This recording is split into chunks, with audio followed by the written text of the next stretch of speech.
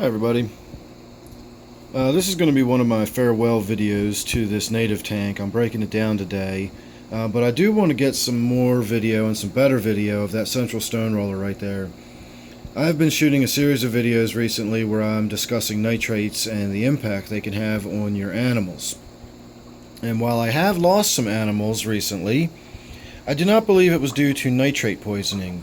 I believe that an animal that is suffering from nitrate poisoning will show signs of suffering.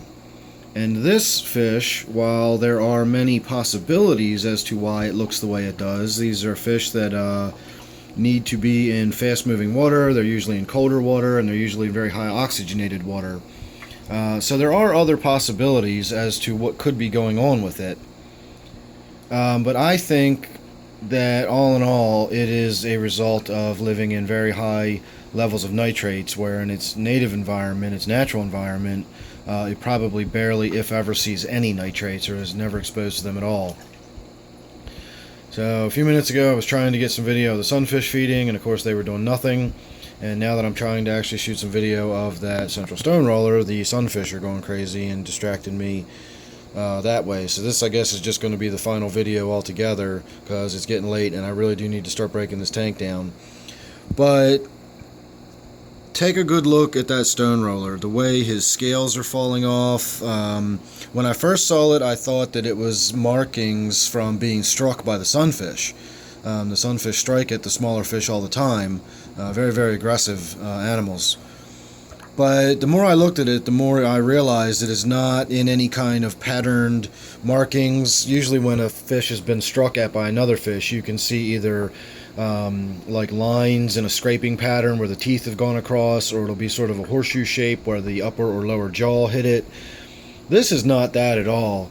This fish is simply getting all blotchy and mottled, and its scales are falling off, and the real cincher is that spot just below its eye. I don't know if you saw it right there, but it looks like a rotten spot on its face, and it strikes me as being very similar to lateral line erosion disease or hole in the head disease that cichlids are subject to.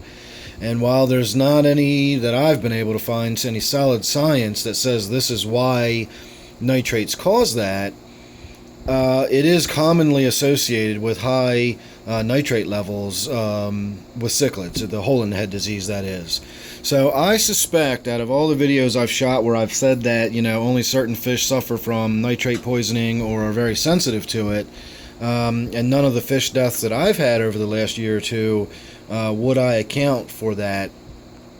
This one I will. So this is my first video I'm shooting where I'm actually saying some fish may be very sensitive to nitrates, and I don't even know what the nitrates in this tank are. This is definitely one of my neglected tanks. I seldom do water changes on it, maybe once a month at the most, and it's fairly heavily stocked. I have quite a few animals in here, and as you can see, some of them are pretty large. These sunfish are not small animals, and I don't even know how many I have in there, but it's a lot.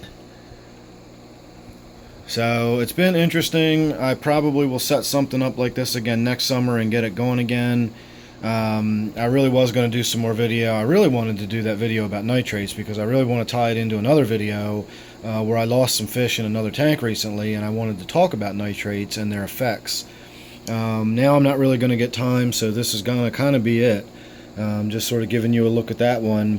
And again, I don't know, this isn't real science, but if I had to put my money somewhere, that is one fish that I would definitely say I think has been subject to high levels of nitrate, and it's taking its toll on its body.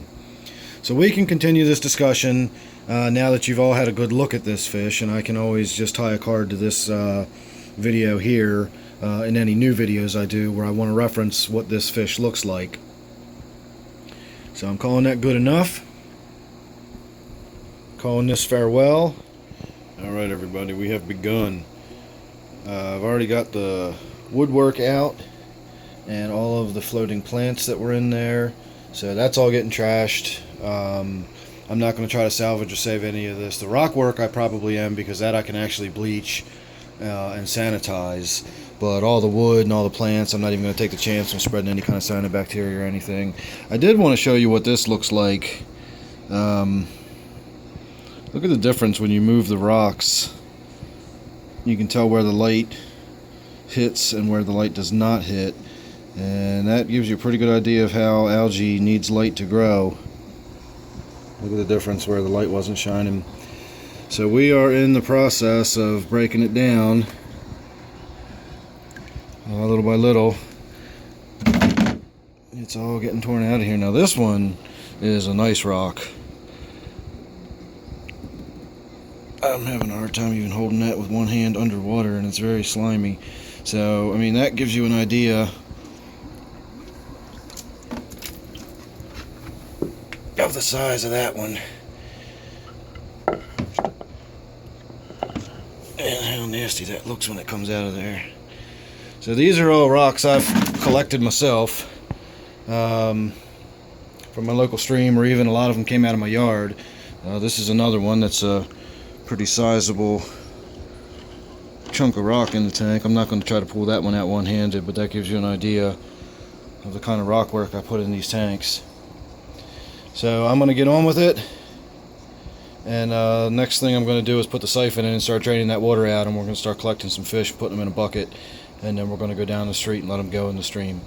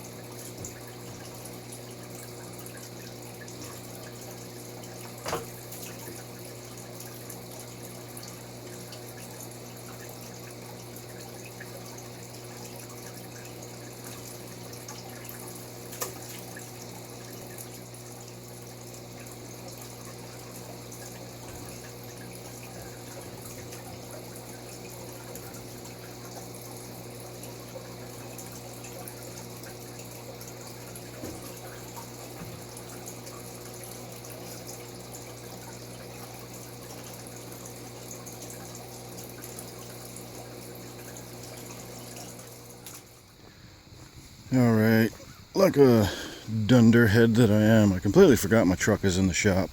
So we are walking the fish down the street, and we're going to go release them in the stream. Alright everybody, that's where we just came from, right up around the bend. And I've been letting that bucket sit in the water for the last 10 minutes or so.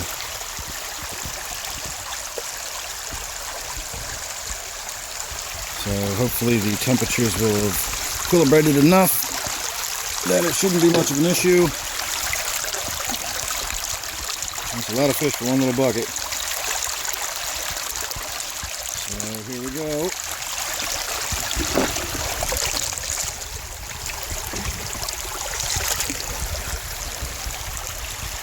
And they're all off back to the reservoir whence they came. Alright everybody, that was the end of my native tank for this year. Let's see if we can do it again next summer. Thanks for watching, hope you enjoyed.